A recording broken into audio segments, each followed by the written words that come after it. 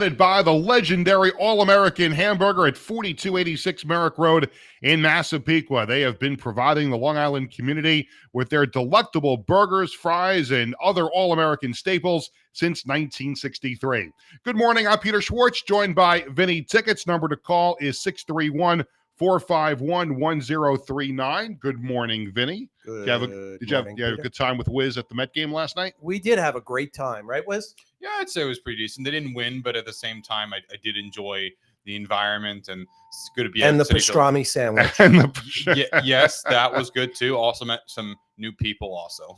Later on in the show, we're going to be joined by sports business and collectibles reporter Darren Ravel. Will play Stump the Wiz, a chance for someone to win 4 tickets to Saturday night's Red Bulls versus Nashville game. That's collectible night at Red Bull Arena. It's time for the Sports Bash Flash. It's brought to you by the Embassy Diner in Bethpage, where every customer is considered family. The Embassy Diner, located at 4280 Hempstead Turnpike in Bethpage. Mention Sports Bash, get a free dessert with your meal. The Schwartz family went to the Embassy Diner last night after Jared graduated from middle school. Great meal. Gus was outstanding last night. Great time as always. Gus is always outstanding. How did it go last night? It went fantastic. We're very proud of Jared moving up to MacArthur High School. It was a very nice ceremony. The ceremony was on the football field at MacArthur High School, so it's really just walking across the parking lot for Jared from Sauk Middle School over to MacArthur High School next year, and it was just a great evening and capped off by a great meal at the Embassy Diner. Awesome, and we want to wish Jared all the luck as he moves up into this next journey in his life. So absolutely. Thank luck, you, buddy. Thank you very much. Let's start in Kansas City, where things went very well for the Yankees. Wells launches it to center field. Isbell back on the run at the wall, leaps, it's gone. Goodbye. Austin Wells with a 3-run tank. That was Emmanuel Barbari on WFAN. Yankees beat the Royals 10-1. They also got home runs from Aaron Judge and Giancarlo Stanton and Marcus Stroman. Another good start, Vinny. 4 hits over 5 2/3 scoreless innings. Yeah, Long Island kid too. Absolutely. I loved it when the Yankees picked him up. And, of course, it makes the Mets look bad that he didn't pitch well with the Mets. And now he's going to pitch well with the Yankees. Pat Met, I think, right? Yes, Pat Met. Absolutely. At Citi Field, Mets did lose to the Marlins 4-2 in their first game back in the States after going to London. Aaron Rodgers, Hassan Reddick, no shows at Jets minicamp. Head coach Robert Saleh explains why Rodgers is not in Florham Park. Aaron and I spoke before OTA started. He's been very good in communication. He's been here the entire time. It's inexcused, but he had an event that was very important to him, which he communicated. Reddick is said to be looking for a new contract, but the big story was Rodgers not being there. Now, you can't really jump to conclusions because we don't know why he was not at minicamp. It could have been a special event. It could have been a problem family-wise. We don't know what it is yet, but now the report coming this morning from The Athletic is that he's not going to be there today or tomorrow either. Now, again, not a good look for Aaron Rodgers. He has been at all the OTAs last year and this year, which is something he didn't do with the Packers in recent years, but not a good look at a mandatory minicamp. He's going to get fined, but the bigger problem is why isn't he there? It is a little troubling and concerning, but you almost have learned to expect that from the New York Jets, that there is going to be controversy. I mean, it's not the Jets without drama. And here it is. I mean, and Aaron Rodgers from day one, again, the Achilles injury aside, not his fault. Listen, you can't blame anybody for getting hurt. It happened, whatever. But since he became a New York Jet last year, he has done everything right. He's been to OTAs. He's been around town. He's endeared himself to everybody in that building and going to other sporting events in New York and Broadway shows and just being the consummate professional. This, again, we don't have a full explanation as to why he's not here. And that's the troubling part, though. So, if you have a wake, if you have a charity event, if you have something, isn't it a better look than leaving this cloud of suspicion over the team and the fact that you're not there? Well, here's what's going to happen. Robert Saleh is going to talk to the media again today, and he's going to have to talk about it, and the teammates are going to have to talk about it. And it's going to happen again tomorrow when they have media availability for the final day of minicamp. So this is putting the Jets coaches and players on the hot seat having to cover for him. And let's see what happens. We need an explanation. Before we can criticize him 100%, we need to know why he was not at minicamp this week. We are coming back with Sports Bash as we welcome in our radio audience coming up in just a moment.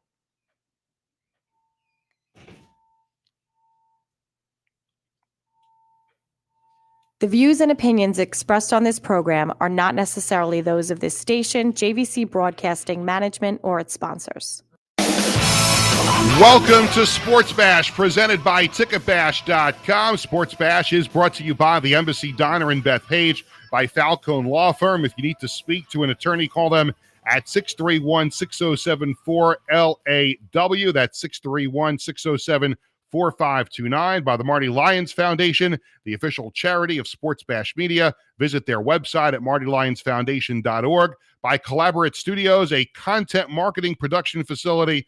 For more information, call them at 516-509-8277. Good morning, everyone. I'm Peter Schwartz, joined by Vinny Tickets. 631-451-1039 is the number to call to join the show. Later on in the program, we're going to have Stump the Wiz. We'll have this day in sports history, but the first thing we do is welcome in Vinny Tickets. Good morning. Good morning, Peter. And we touched on this on the pre-show, but you went with Wiz to the Mets game last night. Aside from the Mets stinking up the joint again, did you have a good time? I heard there was a pastrami sandwich involved. Yeah, we actually all ate pastrami. I've had a hankering for pastrami over the last couple of months, and the first food stand we saw when we walked in, the pastrami stand, it was okay. I'll give it a 7 out of 10. Sound about right, Wiz? Yeah, it was all right. It was okay. Okay, good. Just okay. Just okay. It was just okay. Just like well, me. Here's something that's more than just okay. This coming Saturday, the Red Bulls are going to have a great event as they hold collectible night when they take on Nashville SC at Red Bull Arena. The Red Bulls are going to give away an Emil Forsberg figurine, and the event is going to be hosted by sports business and collectibles reporter Darren Ravel. And Darren joins us here on Sports Bash this morning. Darren, it's Peter and Vinny. How are you, my friend? Hey, guys. Really surprised about the 7 out of 10.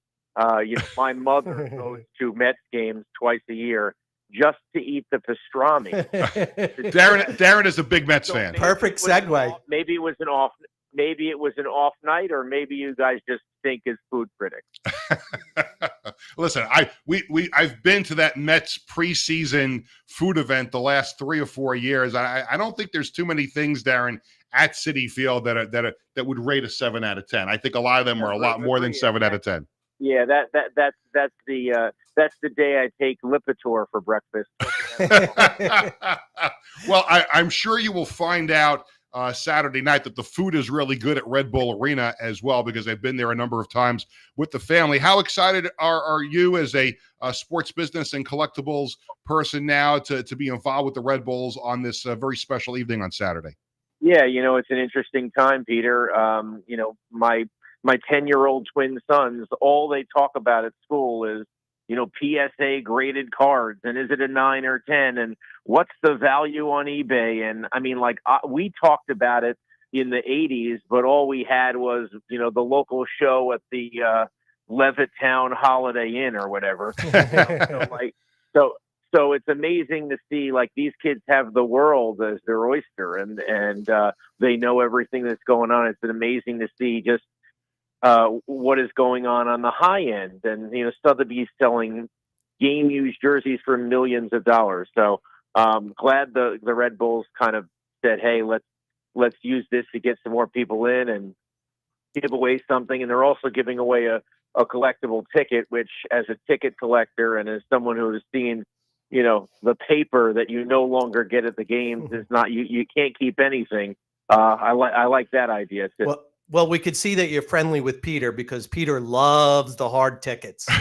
He loves it. When we get a hard ticket on the show, yeah, I mean, it's crazy. It's not just for, I think where teams miss it is, it's not just for a highlight or if someone happens to throw a no-hitter. There's legitimately people asking on Twitter, can I get a ticket to the Mets game? It's my first game with my son. It's not even and I think in the digital era, listen, we understand teams need to know who's sitting in the seats, whatever, and it's easier, but at least offer maybe season ticket holders the ability to buy the whole season, design them up nice like we used to. Mm-hmm. And if there's a great game, for $300, I'll buy I'll buy the 81 tickets, right? Like, well, I remember Darren, a few years ago, I went with my wife to the Garth Brooks concert at Yankee Stadium, and we bought the tickets, and they were mobile only. And this is really before the explosion of the mobile tickets. And I was upset about it because I don't have the ticket stub to put in the scrapbook. But when I got to Yankee Stadium, I went to the ticket window, and they actually printed out real tickets for me for the show. They inactivated the mobile tickets on my phone and gave me real tickets. So I would think that there are some teams and some promoters that would still do that for fans, right? Yeah, but most box offices now don't do it. I mean, Yeah. but I think we're hitting a point where there's enough demand that teams are getting it. I mean, the Blackhawks this year coming in knowing they had Connor Bedard was like, well, what are we going to do for his home debut? And they basically figured out, okay, we're going to give you the seat number. Like, you can buy, a week later, you'll be able to get a ticket that has your actual seat number and your row and everything like it was. And then it will also have a QR code so that you can scan it, and you'll see Connor Bedard's first goal. So, and they're charging $10 more, and no one had a problem with it, and they're making money. And so I think it's it's much like the food. For 50 years, every team owner was like, well, we make the most money selling dirty water dogs, for $3 that cost us 25 cents. And then someone said, wait a second, how about we do something that costs us $2 and charge 25? Again, there's other ways to make money, and I think the hard ticket, it might not be for entry, but I think in the next 5 to 10 years, teams are going to do enough to at least at cost to give you the ticket. Yeah, actually, you know what? There was, I don't know if you're aware of this, but I'm in the ticket industry, and there's actually a company that's right now, I don't know if you guys have heard of NFTs. Yes. So there's actually a company that is working on creating NFTs via these mobile tickets. And it would be a unique. So obviously it's a stadium of 20,000 people. There's only 20,000 seats that are sold. So it is a limited edition immediately, number one. And number two, there's only one true section 231, row 6, seat 7. So it is a limited number, and it could become an NFT. So I'll keep you updated on that. I think where things pop off is obviously the physical ticket, and then once PSA grades cards said 6 years ago or so that they were going to grade tickets, I think that was the big thing. I mean, I have the earliest Bruce Springsteen ticket from 1970 when he was performing in a parking garage for $2.50. I have Billy Joel MSG, number 5. I mean, and those things, when those things sell for a lot of money, I think the physical ticket still is going to reign supreme. I agree with you. Yeah, I have all of my 20 Billy Joel ticket stubs, including the mobile imprints, because I had to put something else in there to represent. But I've been to 20 Billy Joel concerts, and I've got all 20 in a frame. So those mean a lot to me because I have the earliest Billy Joel ticket found. Now, again, someone might be able to find one in a shoebox, but at least rated by PSA. He opened in the summer of '76 for Jefferson Starship. Wow! In Niagara Falls. That's a good one. The earliest one there is. Yeah, you're gonna have to show that to me one day. We're talking to Darren Rovell. A couple minutes left with him. He is hosting Red Bulls Collectible Night on Saturday when they take on Nashville. Emil Forsberg figurine is being given away. There's a commemorative ticket being given away, and I think you're also doing like an event, like a little Q&A with fans that are coming that night as well, right? Yeah. So like at 6:00, there's going to be we're going to do a kind of a Q&A, and kind of we expect a lot of kids and asking questions, and the only question that's off limits is, are my 80s and 90s baseball cards worth anything? I'm going to say that they're not. So they're worth 0. So you might as well just, turn the cardboard into something else or eat the gum and get sick. They're not worth anything. And I know from experience, Darren, because I do a lot of stuff with the Red Bulls. They take care of their guests, and I'm sure you're going to get a nice brand new Red Bulls jersey for the evening. They take great care of their guests. Let us know how the pastrami is too.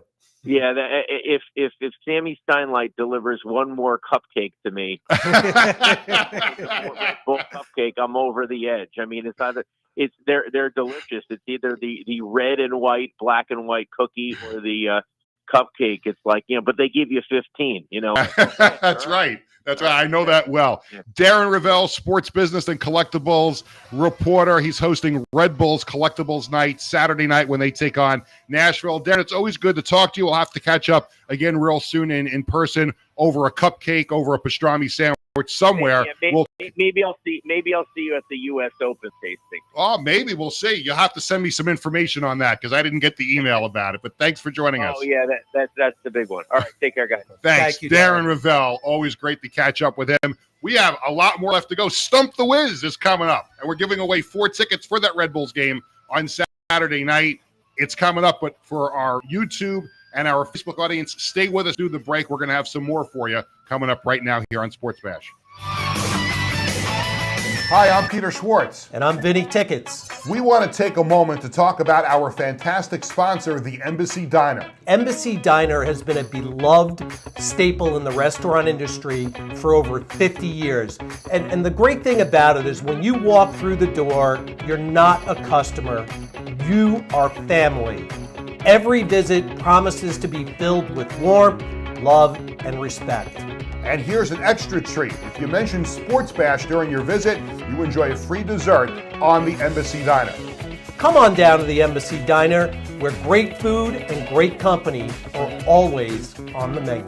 Visit the Embassy Diner, located at 4280 Hempstead Turnpike in Bed. Peter Schwartz, Vinny Tickets, back here on Sports Bash for our Facebook and YouTube audience. Always great to catch up with Darren Rovell. What a great guy. He's outstanding. I've seen him at so many different things. A few years ago when the new XFL, so the 2020 XFL started, they were having a tryout in New Jersey for prospective players that wanted to try out for the XFL. So he had the great idea to enter himself. And I think he pulled his hamstring that day. And I remember, talking to some of the players. I was, covering the event, and I go over on the side, and he's on the training table. And I'm like, Darren, what are you doing on the training table? He goes, I got hurt running the 40-yard dash or whatever it was. But he's all over the place. I know he really was offended by that pastrami. The 7. Yeah, let me tell you. I think an 8. If I would have said 8, I don't think he would have brought it up. He probably would have brought it up, but Yeah. He's a huge Mets fan, and he's all over the place, and just a really good guy. And you'll follow him on socials, Darren Rovell, on X, on Instagram, on Facebook. Does a great job covering. He was always on the sports business side. Teams were sold, covering this, that, the business side. Now he's really into the collectibles and the ticket stubs, which is obviously something that you and I can both appreciate. We're going to welcome back our radio audience to play Stump the Wiz in just a couple seconds.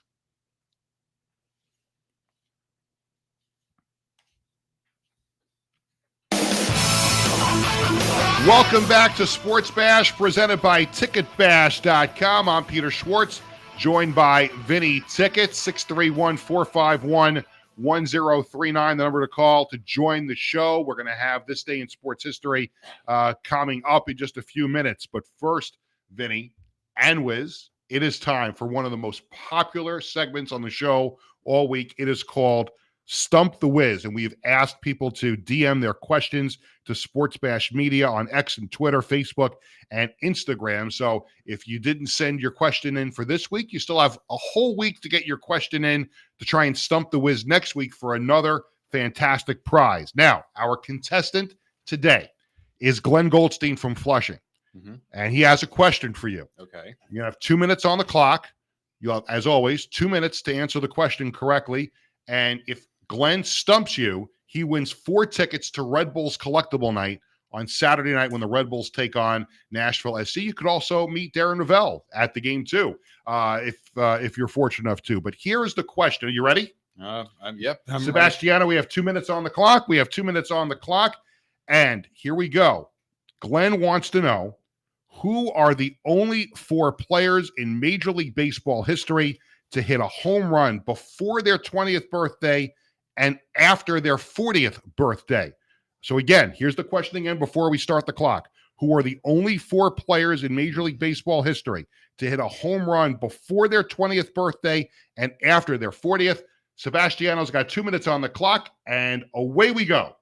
I know for a fact it was Ty Cobb was one of the 2. Ty Cobb is 1. 1 down, 3 to go. Okay.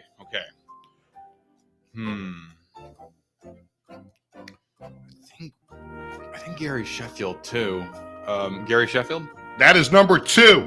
2 down, 2 to go with 1:38 on the clock. I remember that. Great job so far, Wiz. I remember that one because I remember, one of my friends was talking about it. Stay focused, Wiz.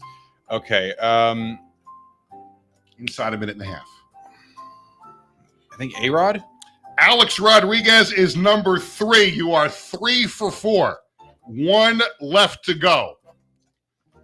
We're looking for one more player who has hit a home run before their 20th birthday and after their 40th. There were 4. Wiz has Ty Cobb, Gary Sheffield, and Alex Rodriguez. There is 1 more to go, and you have 1 minute on the clock. Got 3 in the first minute. That's really good. I'm impressed. I have to say, I did not think he was going to get all 4, but he's almost there. He's almost there. And this one is really, really it's close to home. Yes, it's close to home. Yes. 40 seconds to go. We're looking for 1 more Major League player who has hit a home run before their 20th birthday and after their 40th birthday. Rusty Staub. That is Whoa!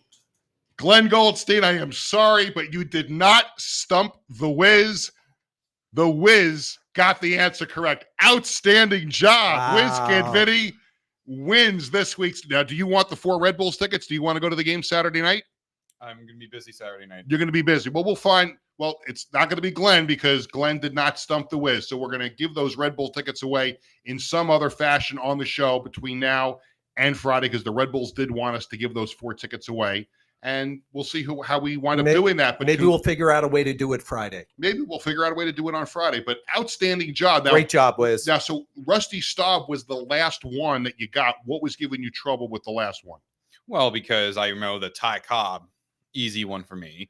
And Gary Sheffield, I remember that one because one of my friends, he runs the Marlins Historian page on X or Twitter, whatever you want to call it. He was talking about that.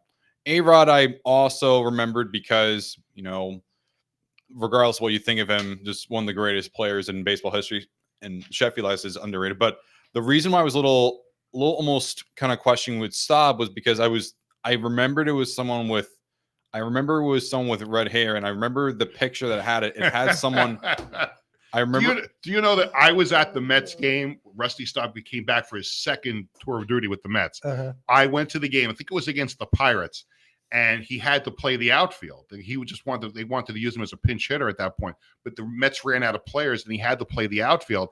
And so when there was a left-handed batter up, they put him in left field. So they didn't want the ball hit to him. And a right-handed batter would come up, they move him to right. So the left fielder and the right fielder kept switching places multiple times in the game. The funny thing too is that I actually don't usually think of Rusty Staub as a Met as much. I actually think of him more as an Expo. Absolutely, because that's where he made his big name. But he was 2 tours of duty. He was on the Mets team that went to the '73 World Series against the Oakland A's, and then came back and was a part of the Mets again. But that's a great job. We have to say goodbye to Vinny Tickets. He has a previous engagement that he has to get to. Yes. So we're going to switch up seats. And as we get ready for this day in sports history, we're going to welcome Wiz to sit in the hot chair. Whoa. Good luck, guys. Unless you want to stay there. Do you want to stay there or move over? I want to move over. Okay, so come on, move on over. And we're going to get ready for this day in sports history. Thank you, Mr. Tickets. We'll see you again tomorrow morning. And we welcome Wiz Kid Vinny to move over 1 chair. And it is time for this day after his successful, punishment of the question. Outstanding job getting all 4 of those players correct. It is now time to welcome back in Wiz Kid Vinny in this day in sports history. Thanks very much, Peter. Now, on this day in 1991 was, in my opinion, a moment that changed the culture in many aspects. It was the end of the 80s in some aspects and the start of the 90s. Now, what do I mean by that? Well, it was when the Chicago Bulls defeated the Los Angeles Lakers in 5 games in the 1991 NBA Finals. Now, the reason why I say that is because that was the final appearance in the finals for the Showtime Lakers. That team with Magic Johnson, James Worthy, Michael Cooper, Kareem Abdul-Jabbar, and numerous other players that won 5 championships and were just the dominant force in the West. And of course, Chicago Bulls, led by Michael Jordan, but don't forget Scottie Pippen, also Horace Grant, and numerous other guys like Dennis Rodman and Steve Kerr and others. Well, remember, Jordan was with the Bulls already for a number of years, but they didn't get to that point until they surrounded him with other weapons. So it's and that's it really was a sign of what was to come in the NBA when you had super teams put together, because one star player in the NBA isn't enough. So Michael Jordan just wasn't enough. Remember LeBron? LeBron took the Cavaliers to the finals, but it wasn't enough to win. So that is a changing of the guard that year when the Bulls had assembled the team that was good enough to beat the Lakers. Yeah, and whenever people talk about Michael Jordan, in my opinion, he's one of, when you think of an icon of the 90s, you think of the Nike shoes, the Gatorade commercials, Space Jam with him and the Looney Tunes. I mean, he's one of the most iconic figures in sports history, definitely one of the most important people from the 90s as a whole. People don't go into greatest all-time debates. I don't really care about them myself. I mean, I think there's a case for him, but like you said, LeBron needed Scottie and Horace and whatnot. You said LeBron also needed Dwayne Wade, Chris Bosh, Anthony Davis, numerous other guys. It takes a team to win a championship. It takes a team to dethrone a champion. I mean, look at the Lakers, like I just mentioned. It wasn't just Magic Johnson. It was Kareem Abdul-Jabbar. It was James Worthy. It was Michael Cooper. You also had Pat Riley as coach. And you look at those Bulls teams, you had Phil Jackson as your coach, and you also had Tex Winter, another Hall of Famer, as the assistant coach. And you can't forget Jerry Krause, legendary executive. And don't forget Jerry Reinsdorf, legendary owner. Absolutely. So that was an outstanding dynasty that was born on this day in 1981. Thank you, Wiz. And again, congratulations on getting that answer right. That was outstanding. That was one of the highlights of us doing the show so far was, and the drama too, because you waited till the very end to get that Rusty stop. It was kind of like the question a couple of weeks ago. You got it right with a couple of seconds to spare. That was Joel Youngblood. Yes. But as for Rusty, I will say this too. Talking about Rusty Staub, in my opinion, he was the first star of Major League Baseball in Canada with the Montreal Expos, and that's what I remember him most for. He is still very, very much beloved in Montreal, and before the Expos moved, his number was retired. Number 10 was retired by the Expos. So if anyone in Montreal, Quebec, I hope your team comes back. And, I hope so too. Bring back the Expos. That's what I got to say. Coming up on tomorrow's show, we're going to talk baseball with Anthony McCarron from SNY. He is also going to be involved in an Alzheimer's charity softball game coming up this summer in Brooklyn. So that's coming up on the show tomorrow. Also, don't forget, June 24th, 11:30 a.m., we're going to be doing a special sports bash from the St. Jude Big Daddy Celebrity Golf Classic at Cold Spring Country Club in Huntington. So look forward to that. So for our entire staff, I'm Peter Schwartz. Thanks for watching this edition of Sports Bash presented by Ticketbash.com. We'll talk to you again on Thursday morning for another big episode of Sports Bash.